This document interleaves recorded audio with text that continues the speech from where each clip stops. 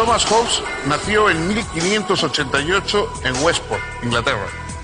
Le tocó vivir la revolución y guerra civil que proclamó la República y ejecutó a Carlos I. Esas circunstancias le hicieron pensar que lo peor que podría ocurrirle a una sociedad era caer en la anarquía, y por ello elaboró una filosofía política que impidiera correr ese riesgo. Defendió la idea de que solo un gobierno fuerte y autoritario podía garantizar el orden social. Al hacerlo, utilizó por primera vez argumentos contractualistas e inauguró la filosofía política moderna.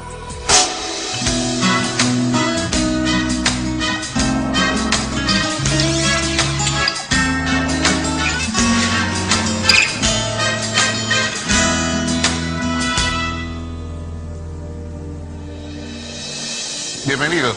Gracias por acompañarnos en este deambular por la historia de la filosofía. Hoy vamos a tratar una gran figura del pensamiento filosófico, pero una figura especializada en un campo determinado. Ya saben ustedes que a lo largo de los siglos, en un principio los filósofos hablaban de todas las cuestiones, eran enciclopédicos, Aristóteles, Platón, y poco a poco se fueron centrando y los grandes filósofos se fueron especializando. Hay algunos que han seguido hablando de todas las cuestiones, pero ya empieza a haber filósofos que se centran en un aspecto y que se convierten en especialistas en un campo determinado de la reflexión. En general, la filosofía inglesa es una filosofía de fuerte contenido práctico.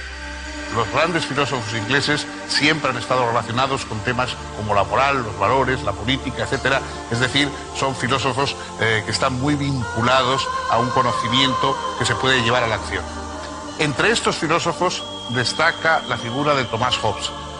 Hobbes era un hombre de una amplísima cultura, traductor de Homero, estudioso de toda la tradición anterior a él, y un hombre comprometido con el pensamiento político. El tema fundamental, a pesar de que Hobbes escribió muchas cosas, y sobre todo sobre temas clásicos, etc., pero la cuestión fundamental de su reflexión se centra sobre el pensamiento político. Es decir, cómo pueden vivir los hombres juntos sin enfrentarse unos a otros, sin causarse daño, sin vivir en un trastorno permanente. Y ese trastorno es precisamente el que había conocido Hobbes en su vida, porque le tocó un periodo de guerras civiles, tuvo que exilarse durante mucho tiempo a Francia, vivió la discordia de la sociedad. De hecho, en un momento él, hablando de sí mismo y de su historia, dice que el mismo día nació él y el miedo. Él se consideraba un hermano del miedo de los hombres unos por otros. El hombre es como un lobo para el hombre, dijo en una ocasión, porque tenía esta visión pesimista, pero no se detenía en el pesimismo. Es decir, el hombre es como un lobo para el hombre, pero puede llegar a organizarse la sociedad de tal modo que esos lobos puedan convivir de una manera armónica. Este es el objetivo de Thomas Hobbes. Cómo vencer ese miedo, ese recelo, esa oposición que los humanos tenemos unos a otros, de tal modo que nos juntemos y trabajemos por un bien común.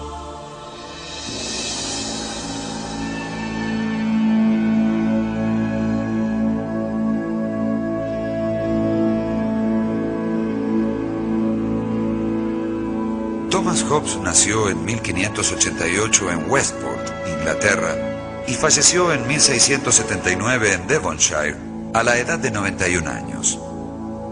Era hijo de un pastor anglicano. Estudió en Oxford y luego de graduarse se empleó como preceptor al servicio de la aristocracia británica.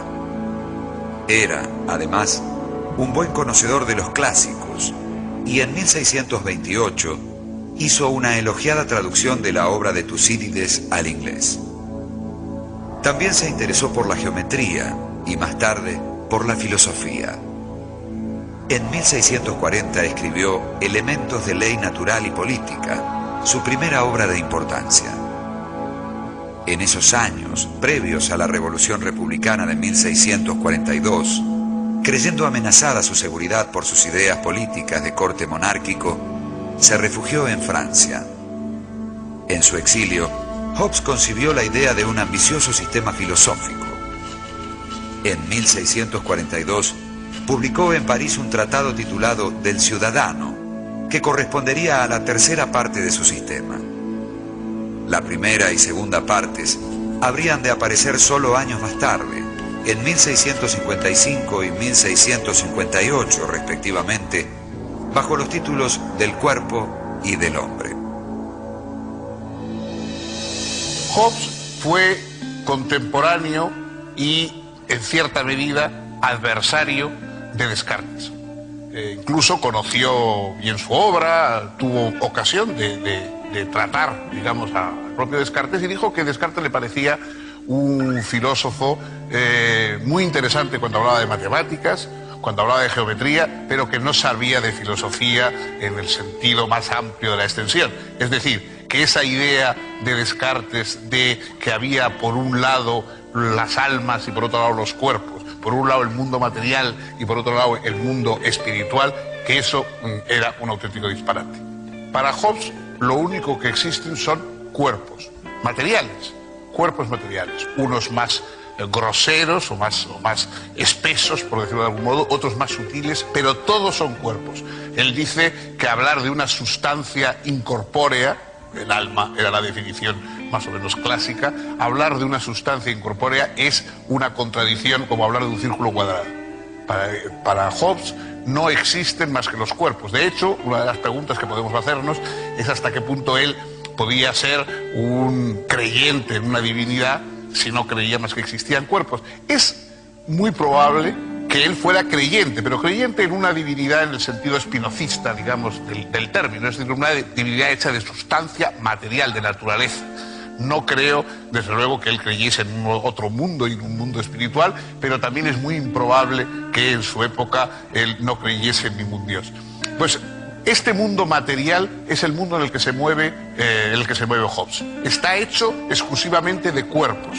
Y con esos cuerpos es con los que tenemos que organizar nuestro pensamiento, nuestra convivencia, sin salirnos del mundo material. No podemos buscar soluciones trascendentes al mundo de lo material. No podemos esperar un suplemento de alma que nos venga por alguna parte para resolver las perplejidades de nuestra convivencia. Con esos elementos materiales es con los que Hobbes va definiendo su pensamiento, a partir de una antropología absolutamente específica, sin ningún tipo de ilusión.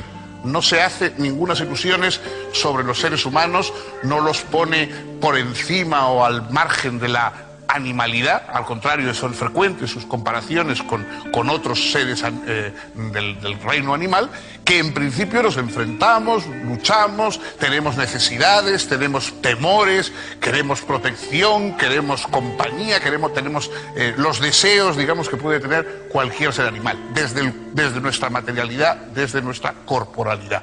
A partir de ahí es como tenemos que pensar la organización de nuestra sociedad, que también será un gran cuerpo material hecho de cuerpos de los ciudadanos que lo van a configurar.